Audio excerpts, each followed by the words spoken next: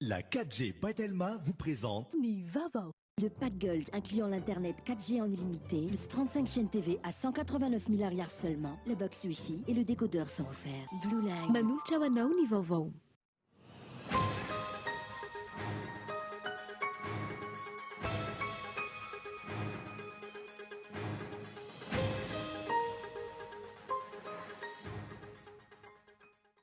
Naharitra roa andro ny fiona-be-paritra ny mpikambana ao anatin'ny antoko malagasy miara-miainga atao amin'ny faritra Betsiboka, distrika Maeva tanàna.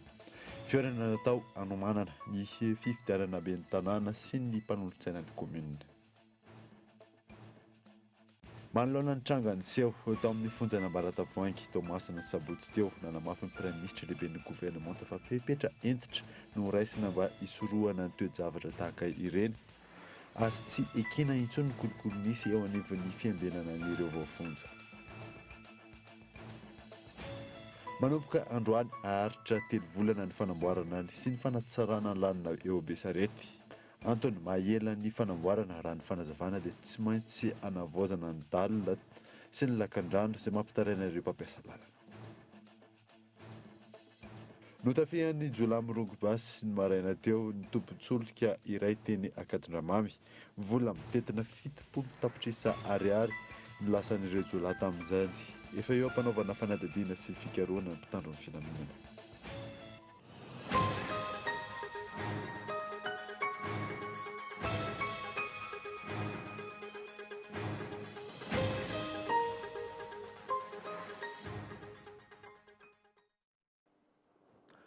Finaritra tompoko lasy sy tompoko vavy fotoana vaovao eto amin'ny Kolo-TV Manasana ary anaraka izany hatramin'ny farany. Nanomboantsika ny vaovao dia naharitra roa andro ny fiona-be-paritra ny mpikambana ao anatin'ny antoko malagasy miara-miainga tao amin'ny faritra Betsiboka, distrikan'ny Maeva tanàna. Fiona natao anomanana ny fifidianana ben'ny tanàna sy ny mpanolontsainan'ny komuna. Gaëtan Andriatsila. Ny Zomasiny Sabotsy lasa teo no ny famotoan'ireo solitena mpikambana eo anivony antoko malagasy miara-miainga ao amin'ny faritra Betsiboka, distrikany Maeva tanàna. Izany dia natao hiomanana nenenena amin'ny fifidianana ben'ny tanàna sy mpanolontsaina ny komuna. Izay araka ny rahafantarareo dia atao tsy ho ela. Hanolotra kandida ny antoko malagasy miara-miainga valiny mazava tsara. Tsy maintsy manolotra kandida izy fa raha tsy izany tsy atoko politika. Izany koa tsy midika hoe tsy afaka mifampiraharaha amin'ny RD izy any amin'ny faritra sasany. Atao izany satria samy manohana ny président Rajoelina ary nandray anjara tamin'ny mpampandroana azy.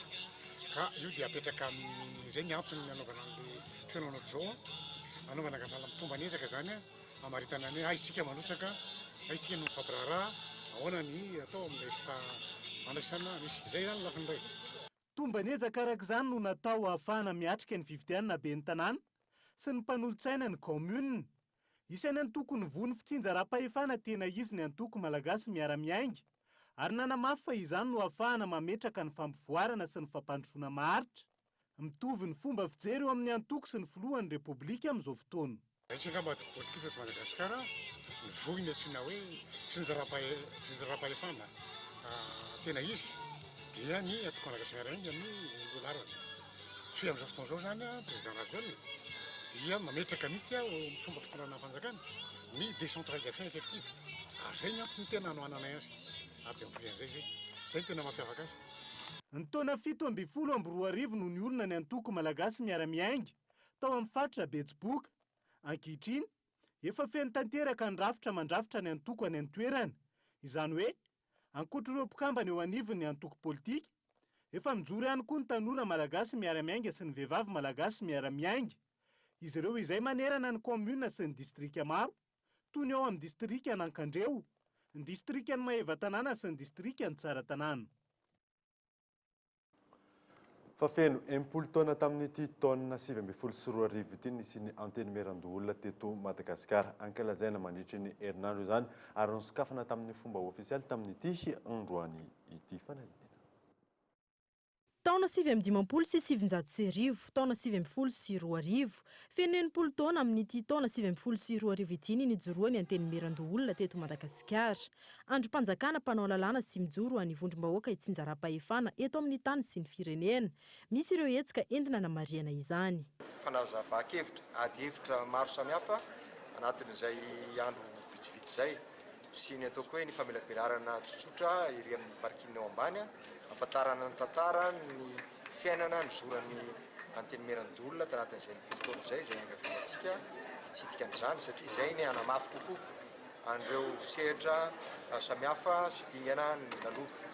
Noaviny dia anatin'ny ady hevitra ihany koa izany. Fitoam-bavaka no nanomboana ny hetsika ny maraina teo fangataham-pitahiana. Fankalazana izay hitohy hatramin'ny 17 Jolay izao. Hatreto, misy 13 ireo olona mandrafitra ity androm-panjakana ity, raha toa ka 13 izany tamin'ny taona 2010 ary misy 70 ny taona 2010 hatramin'ny taona 2010. Andrasana ny mety hoendriky ny gouvernement vaovao ny vahoaka malagasy amin'izao fotoana izao. Andrasany rehetra ihany koa ny fanendrena izay ho tale jeneraly Bianco Gaëtan Andriatsilavo. Iray volana rampitso fa 13 Jolay no nataperany feptom-piasany tale jeneraly ny Bianco teo aloha. Iray volana tsy nisy tale jeneraly araka izany eo anivon'ity sampanaraha miady amin'ny kolikoly ity. Miandry ny fanendrena avy amin'ny filohan'ny Repoblika ny vahoaka malagasy amin'izao fotoana izao. Raha nambarany teo anivon'ny CSI na ny Comité pour la sauvegarde de l'intégrité, talohan'ny faharoa jona lasa teo no tapitra ny fotoana ny fantenana ireo kandida misa 3 eo amin'ny toerany tale jeneraly ny Bianco vaovao ary efa ny anivon'ny fiadidinan'ny Repoblika ankehitriny ny anaran'ireo kandida 3 isafidianany filohan'ny Repoblika izay ho tale jeneraly ny Bianco vaovao. Raha ivana mandritra ny 5 taona tsy asiam-panivana no fotoam-piasany izay ho tale jeneraly vaovao ny Birao Maleotina miady amin'ny kolikoly. Izay ho voatendry manaraka eo araka ny voalaza ny 2/12 ao amin'ny lalàna 2016-020 mahakasika ny ady amin'ny kolikoly. Miandro io fanendrena io amin'ny ankapobeny no ahafahana mandamina sy manatsara hatrany ny fomba fiasa eo anivon'ny Bianco sy ireo ratra mangaika miara-miasa amin'ny akaiky toy ny PAC na ny pôle anti-corruption sy ny Samifine. Zava-dehibe ho an'ny fampandrosoana ny fametrahana ny rafitra miady amin'ny kolikoly sy ny fanatsarana ny fomba fiasa ao aminy. Antony, tsy afaka miroso amin'ny fiovana isika raha mbola manjaka ny kolikoly sy ny tsy maty manota eto amin'ny tany sy ny firenena. Antony nanaovan'ny filoha ho laharam-pahamehana izany ao anatin'ny vina sy ny fampanantenana ho an'ny vahoaka malagasy. Fa manoloana ny trangany seho tao amin'ny fonjanam-balatavangy Tomasana ny sabotsy teo nanamafy ny Prime Ministre lehiben'ny gouvernement fepetra entitra no raisina mba hisorohana ny toe-javatra tahaka ireny. Henri Flory.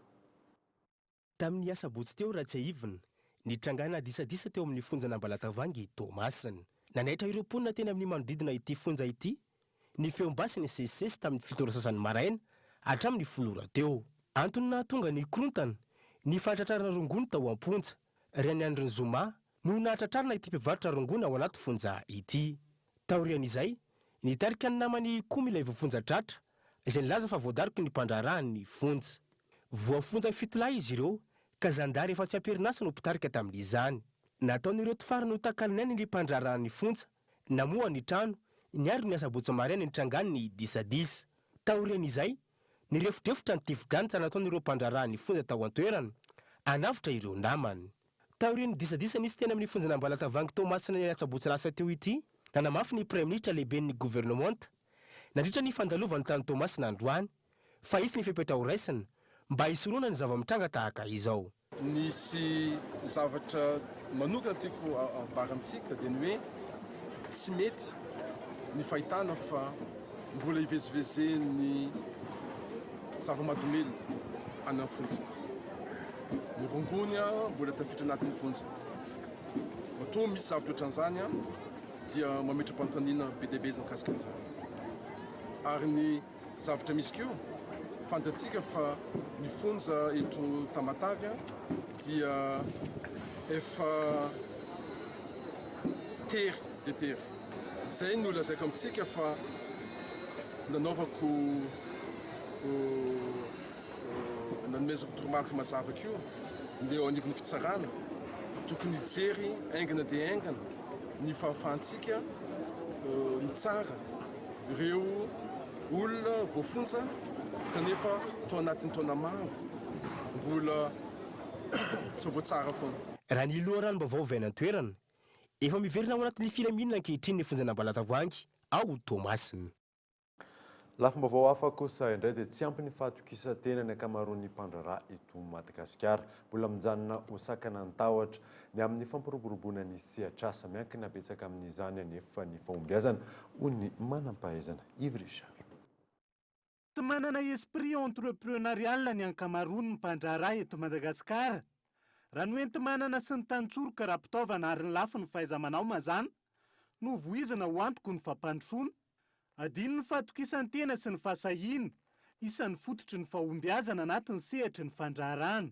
Mila tadiana fa ho an'ireo izay te hirotsaka anatin'izany sehatra izany dia mila manana toe-tsaina hafa, toe-tsaina te hivoatra sy toe-tsaina feno fahasahiana. Mila taditsika fa ny fahombiazana dia 20 isan-jato dia toe-tsaina. Ary ny 20 isan-jato dia fahaiza-manao. Ka raha hirotsaka ianao na mahay tahaky ninona raha na manana diplôma tahaky ninona rehefa tsy hananana izay fahasahiana izay hoe miatrika ianao sedra, manana fanamby ianao, vonona ianao, ny sonitra dia vonona ianao hiroso dia tsy ho tafita mihitsy ary tsy hahomby mihitsy fa fotoana noerana dia hirotsaka hidaboka amin'ny tany. Zava-dehibe takiana anatin'ny toe-tsaina fandraharahana ihany koa ny fahaizana maka lesoka ny tsy fahombiazana hanatsarana no avy. Ambonin'izay ny fananana viana soro-dalàna mazava, hitondrana ny sehatr'asa tsy ho andrakandrana izay mampikatso ny mpandraharaha malagasy amin'ny ankapobeny. Tontolon'ny fahasalamana dia entitra ny fitondram-panjakana amin'ny alalan'ny ministeran'ny fahasalamam-bahoaka amin'ny fanaramaso ireo olona miditra eto Madagasikara isorohana ny fidirana aretina Ebola no amafisina ny fepetra eny amin'ireo seranam-piaramanidina sy seranatsambo rehetra. Iona saina. Urgence de santé publique mondiale amin'izao fotoana izao ny aretina Ebola araka ny fanapahan-kevitra noraisin'ny Organisation mondiale de la santé na ny OMS. Ny fiverenan'ny aretina sy ny fiparitahany izany aingana tamin'ireo firenena maro teto amin'ny kontinanta afrikana no isan'ny nandraisana izany fepetra izany. Ho an'i Madagasikara, ny fanamafisana ny fanaramaso eny amin'ny seranatsambo sy seranam-piaramanidina no isan'ny fepetra noraisana raha ny nambarany italeny DVSSE na ny Direction de la Veille Sanitaire de la Surveillance Épidémiologique eo anivon'ny Ministeran'ny Fahasalamam-bahoaka. Ny Ebola aloha araka ny efa fantatsika izany maladie virale, izany hoe virus no mahatonga azy, toy ny maladie virale rehetrarehetra tonga tampoka izy. Ary amin'ny maladie infectieuse azy dia ny fiakaran'ny maripana, izany hoe ny fièvre. Misy service anankiray izay miandraikitra fotsiny ny fanaraha-mason'ny olona mivezivezy eny amin'ny aéroport, ny miditra sy mivoaka, ny fahasalaman'ireny olona ireny. Izay no tena arahanay maso. Fa fantatra ihany hoe avaiza moa ny toerana izany izao izay mety ahina hoe misy an'ilay aretina, fantatra hoe misy an'ilay aretina dia ny olona avy any amin'ireny nandalotra any amin'ireny toerana ireny na ponina avy any amin'ireny firenena ireny. Izay no mety hoe ho ahina izany ampiditra an'ilay aretina raha. Nalavitra ireo firenena ahitana ny tranga amin'izao fotoana izao aza i Madagasikara, efa vonona ireo tompon'andraikitra amin'ny fiatrehana izany. Tokony ho tonony rehetra manoloana izany rehetra izany raha ny fanazavana. Raha jerena ny lafiny radiografika Madagasikara aty amin'ny ranomasina Indiana somary lavidavitra kely ihany mihoatra amin'ilay firenena samihafa izay tena manakaiky ny RDC. Tsy miteny aho hoe tsy ho avy etỳ amintsika mihitsy izany fa miomana amin'ny firenentsika. Miatrika raha sanatry tonga tokoa izany ary tsy misy fiomanana tsara mihoatra amin'ny atao hoe fitiliana dia ny vahoaka dia tokony tsy ho taitaitra. Mahery ny 710 amin'izao fotoana izao no matin'ny aretina Ebola ao amin'ny Repoblika Demokratika ny Congo.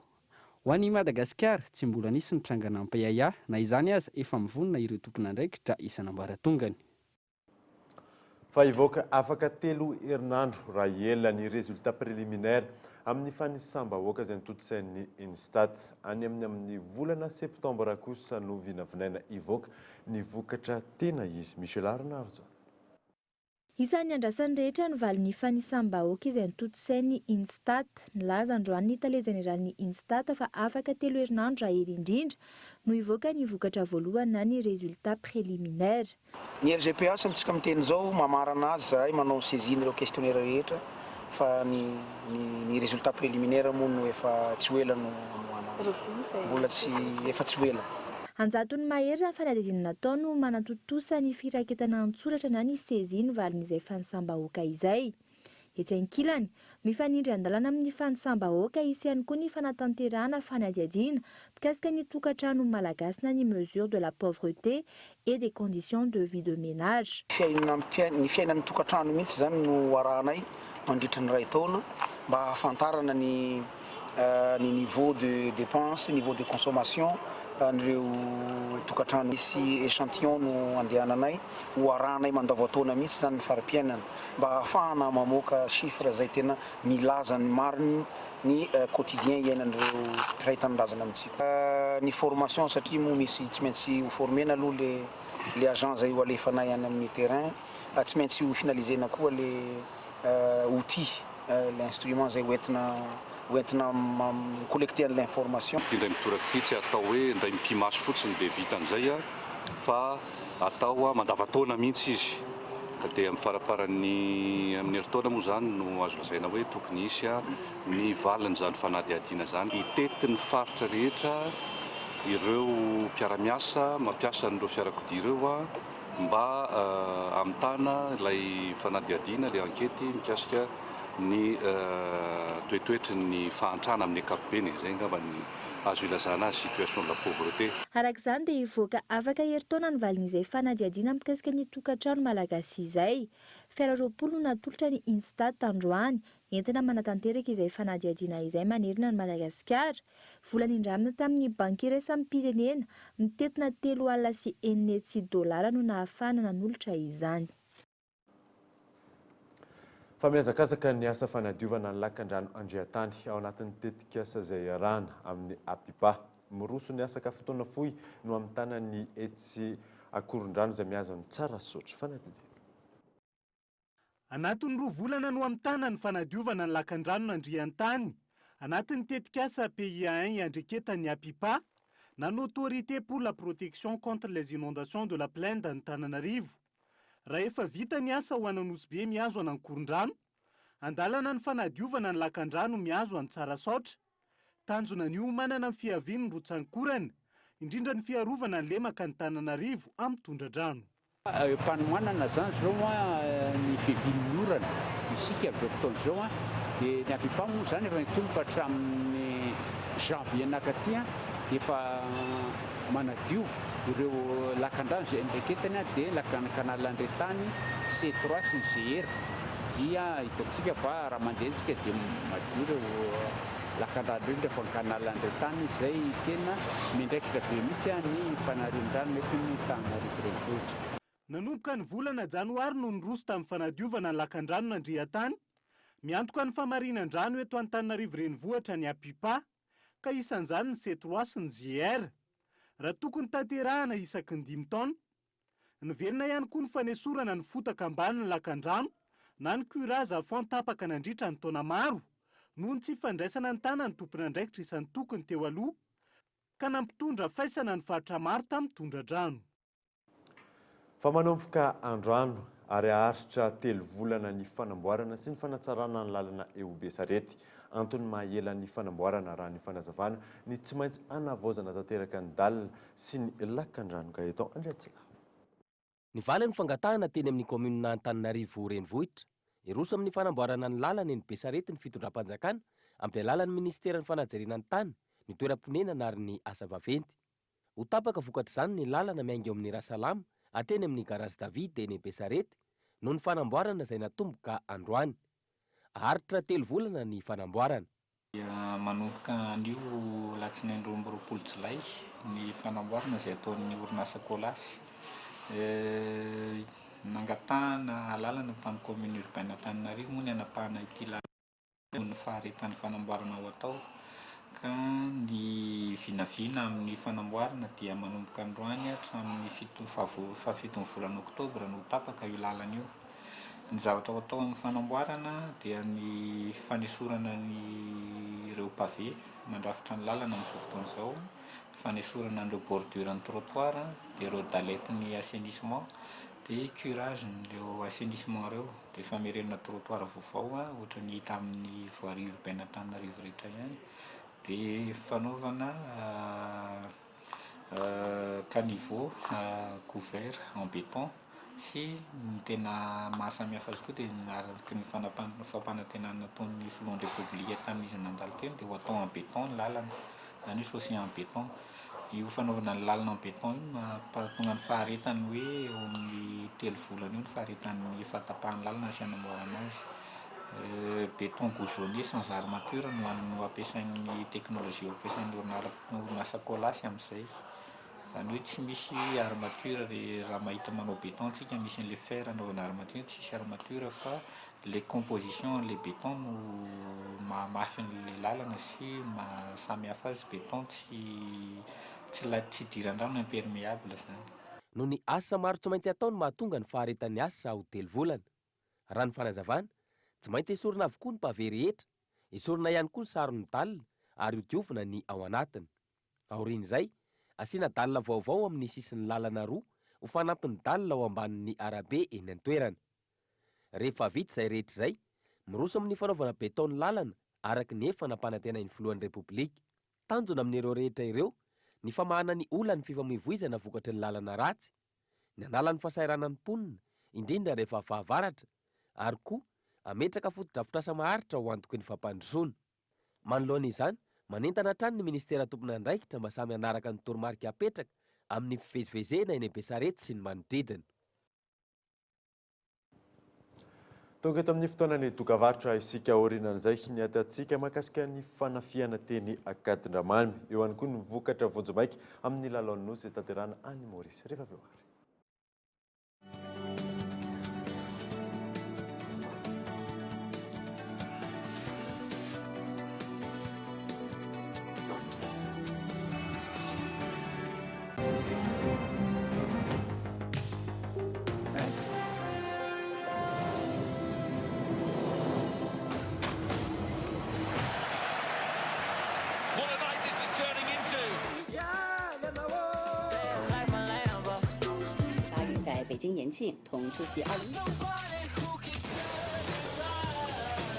Les meilleurs divertissements méritent la fibre by Telma. Accédez à tous vos contenus préférés en illimité avec la fibre by Telma à seulement 249 000 arrières par mois. Rendez-vous en Telma Shop.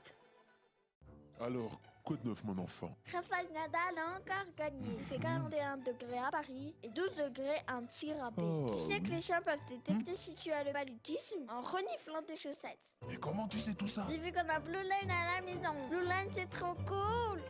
Avec le pack Gold incluant l'internet 4G en illimité, plus 35 chaînes TV à 189 000 arrières seulement, le box Wi-Fi et le décodeur sont offerts. Et en ce moment, gagnez jusqu'à 5 Go de bonus, valable 24 heures sur 24 pendant 30 jours pour les offres prépayées internet.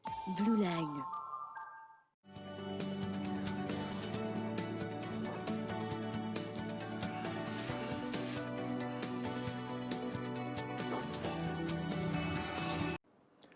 Verina eto amin'ny fampahalalam-baovao isika. Fa taorian'ny fahamaizana niseho tao amin'ny tsenam-bazary kely Tomasina dia nidina nijery ifotony Premier Ministre lehiben'ny gouvernement tamin'ity androany ity. Tamin'izany no amafisany fa tokony hojerena akaiky ny fanamboarana ny tsena mba anaraka ny fenitra. Tafo misy 502 no natolotra tamin'izany ho fanampinany ireo mpivarotra. Henri Florian. Tonga nitsidika ny tsenany bazary kely izay mainy alina sabotsy lasa teo ny Premier Ministre lehiben'ny gouvernement ta androany. Taorian'ny ny fandraisana azy teny amin'ny seranam-piaramanidina Mbalamanazy. Nanao talitra makasika ny fahamaizana ireo androm-panjakana maro samihafa tany an-toerana. Tamin'ny fanangonan'ny Premier Ministre ity talitra ity, no nivoany talitra maro samihafa nataon'ireo tompon'andraikitra teny an-toerana. Diso hatramin'ny talitra nataon'ny prefet-ny Tomasina. Ity farany izay tokony hanana ny talitra mazava amin'ny tranga tahaka izao. Raha ny taremarika, nilaza ny Italian-tsena fa 750 ny trano eva-may tamin'ny toerana nisehoany ny firehetany. Ny prefet-ny Tomasina kosa nilaza fa 450 ary olona ray no naratra. Ary nilefitra faharoa ny délégation namaloka ny commune Ambonivohitra no nilaza fa 550. Ny famafao araka izany ny talitra nataon'ireo tompon'andraikitra teny an-toerana. izay nanaitra ny premier ministre lehiben'ny gouvernement sy ireo délégation niaraka taminy. Raha nitalitra voaran'ny premier ministre anefa misa 100 ireo tranomay izay mpivarotra manara-dalàna ka mandoa abatsena tsy tapaka. Raha ny loharanom-baovao ny ainga avy ao an-tsena misy ambadika politika nitailentsena teo aloha ny raharaha manafina ny fisian'ireo kioska tsy ara-dalàna efa andrivo ny fakana vola. Ny vokatry ny fanadihadiana sy ny famotorana atao no amana izany rehetra izany. Nandritra ny fandalovan'ny tenan-toerana tafifanitso miisa 540 ary hazo fisaka miisa 700 avy amin'ny fitondram-panjakana no natolotry ny premier ministre lehiben'ny gouvernement ho an'ireo mpivarotra tamin'ity androany ity ho fanampiana azy ireo. Fantafian'ny jola mirongo basy ny maraina teo ny tombontsoloka iray teny Akadramamy vola mitetina 70 tapitrisa ariary no lasan'ny jola tamin'ny zany eo ampanaovana fanadihadiana sy fikarohana ny mpitandro ny filaminana. Iona Saina. Vola mitentina 70 tapitrisa ariary no lasan'ny jola miisa 4 ny maraina teo tokony tamin'ny 9:12 minitra tamina tombontsoloka iray teny Akadramamy. Nandeha tongotra ireo jola nrongo basy ary nanao tifidanitra raha ny fitantaran'ireo nanatry maso. Tamin'ny 9 maraina tonga teto aho mivarotra dia nisy mipoaka teo basy mipoaka dia taitra be aho hoe inona izao basy mipoaka izany dia nijereko efa mpangalatra efa nitondra kitapo nitsôkanakany izay ny hitako dia rehefa nitsôkanakany zareo nanapoaka basy nitondra n'le sakosy teo amin'ny sel zany dia lasa nitsôkanakany dia le tato arina le avato arina na nenjika dia mipoaka basy ihany koa. Mandeha tongotra zareo fa tsy mandeha moto. Tsy ny saritava izy ka, tsy ny saritava. Dia ny polisy afiriana taoriana izay? Polisy vao natsoina aloha dia kelikely dia tonga. Zavatra henonay aloha zao dia mipoaka basy indroa mipoaka voalohany aloha tatsy dia avy eo mivoaka totra vetsatra la efatra manao sortana anankiray dia avy eo mipoaka anay basy fandroany dia avy eo zany mitsoka nandeha nitsofoka amin'ny elakelatranony nakany. Voaka makany Akadramamy any makany Amboda any any Andraisoro sapanandeha efatra aloha nitazako masoko efatra teo izy dia tsisy ohatran'ny moroko be daholo zalahy tsisy naratra. Tsy nisy ny naratra na ny ainana fohy nandritra izao fanafiana izao. Pistolet automatique roa no nampiasain'ireo jola ary hita teny an-toerana ireo bala nampiasain'io jola ahafahana manomboka ny fanadihadiana raha nitatitra azo avy amin'ny polisy-pirenena. Fa voatazana ny filazana ny fidinan'ny maripana izay ny fanazavana azo teny amin'ny sampana mpamantatry ny toetry ny andro io maraina io manodidina ny 3 hatrany amin'ny 10 degré Celsius ny any Antsirabe sy Fianarantsoa raha toka 4 hatrany amin'ny 10 degré kosa ny eto avy voatany Michel Aranarzo. Raha toka ny andro avokoa ny rehetra androany amin'ny firiny atsika nilaza kosa ny avy anivony sampana mpamantatra ny toetrandro fa voatazana ihany ny filazana fidina ny maripana manerana nosy. Niaraka ny natsidika ireny zavatra nolazaina teo amin'ny tamin'ny herinandro lasa iny dia isy hoe fidinana maripana amin'ny ankapobeny indrindra dia amin'ny faritry ny Afontany ny faritra atsimo nosy iray manontolo. Nanaraka an'izay koa mbola nisy koa filazana mahakasika ny rivotra ho amin'ny atsimo nosy iray manontolo sy ny fiakaran'ny onjan-drano no ilay aron-drano miakatra avy any atsimo. Mbola manan-kery ary mbola mitoetra zany izay filazana rehetrarehetra izay amin'ity voalondohan'ny herinandro miditra ity. Mahakasika an'ilay maripana manokana dia voatazona ihany aloha ilay fidinana hatreto na dia atao aza hoe tsy dia mifanakaiky loatra ny sandan'ilay maripana fa manakaiky ny tena izy. Mbola hitoetra io maripana latsaka dia latsaka io ho amin'ny anio sy ny rahampitso fa naizana zany manomboka misy fiakarany kely dia kely ny maripana ambony indrindra any amin'ny alakamisy zoma makany amin'ny sabotsy ihany. Arak'izany mbola voatazona ihany koa ny filazana fisiana rivotra mahery sy fiakaran'ny onjan-drano indrindra amin'ny faritra atsimo ary tsy ambakan'izany ny eto andrenivohitra. Raha ny fanazavany manam-pahaizana momba ny fikarakarana tarehy isan'ny mila arovana aingana ny faratry ny tarehy rehefa misy ny fidina ny maripana tafahoatra tahaka izao. Tsisy afisa produit ohatra hoe naturel aloha nataonao base ny ao amin'ny hoditra ao fa ny produit ny sasany izay manao an'le traitement ny tarehy zany a etsaka ihany koa io fa mila asianao karakarainao amin'ny baziny ohatra hoe asianao zavatra tately zavatra ohatr'izany fa jerena ny tarehinao a fa maina dia makina sady vakivaky le izy amin'le rivotra sy le atsika entina atsika. Antontanisa avy amin'ny sampana mamantatra ny toetrandro mandina ny 3 hatramin'ny 5 degré ny maripana ambandrindra ny Antsirabe sy Fianarantsoa raha toa ka mandina ny 4 hatramin'ny 10 degré kosa ny eto afovoantany. Lafim-baovao hafa kosa indray dia eo amin'ny laharana fahatelo hatretony misy ny Madagasikara amin'ny lalaon'ny nosy any Maurice raha ny isan'ireo medaly ofisialy nivoaka tamin'ny 400 ariva teo. 20 medaly volamena azontsika hatreto, 40 medaly volafotsy ary 4 kosa ny medaly alimy. Fanadina izay toto-sain'ny Marzona Ratini izay any an-toerany aroary. Teo amin'ny taranja fibatana fonjam-biny ny isantarantsika izany sy nanakoako ny iram-pirenena malagasy tamin'ny fandrombahantsika medaly volamena 5 sy volafotsy 4 teo amin'ny fibatana fonjam-by izay nanjakantsika malagasy tanteraka. Androany ihany koa no hiakatra ny andiany faharoa amin'ireo atleta ary toeram-pitso izany. Inona sy antenaina fa mbola andrombaka medaly volamena maro isika androany sy rampitso raha ny fanazavany coach Rakotoarson Thomas. Vokatra aloha dia efa nampozina satria nanomantsika ary ireo ankizy rehetrarehetra nahazo médaille teo ireo dia anisan'ny champion d'Afrique ary le champion d'Afrique iny zany no sy mauricianina tsy resika teo androany. Ny vokatra zany dia nafinaritra satria 9 médaille d'or androany dia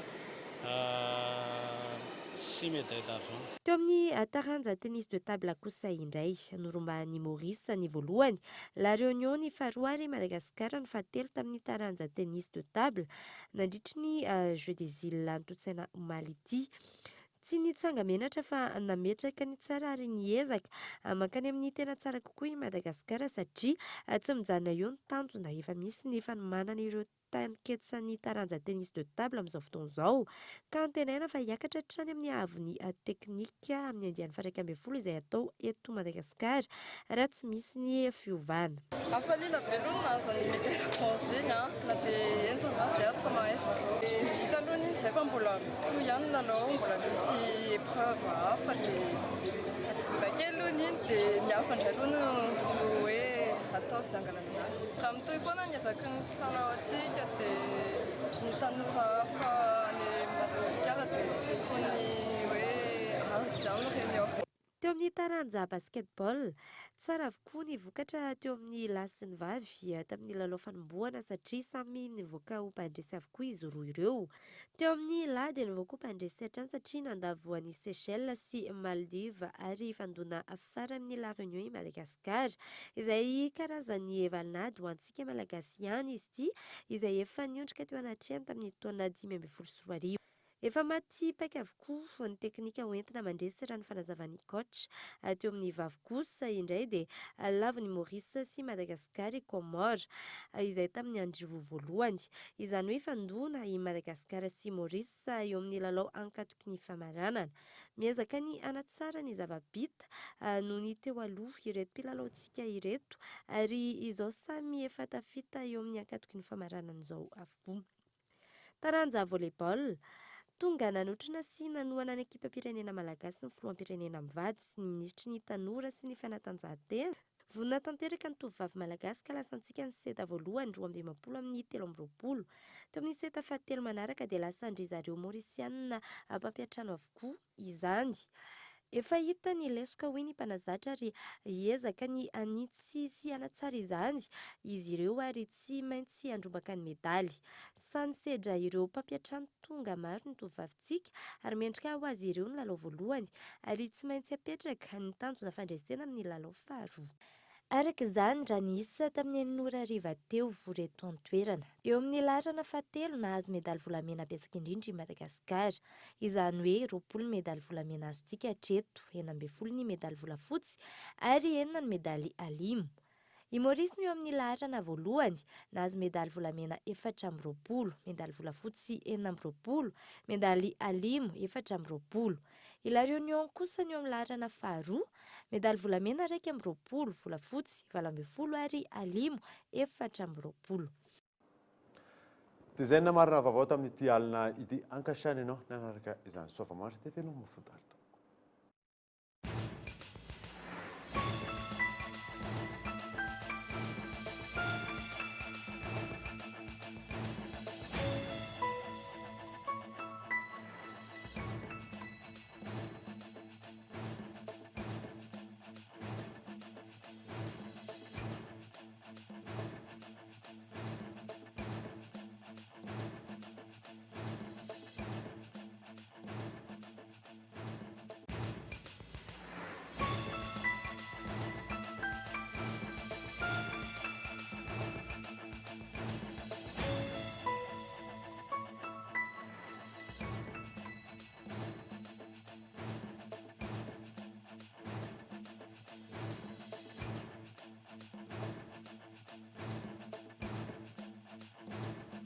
Le journal vous a été présenté par le pack Gold incluant l'internet 4G en illimité, plus 35 chaînes TV à 189 000 arrières seulement, le box Wi-Fi et le décodeur sont offerts. Blue Line.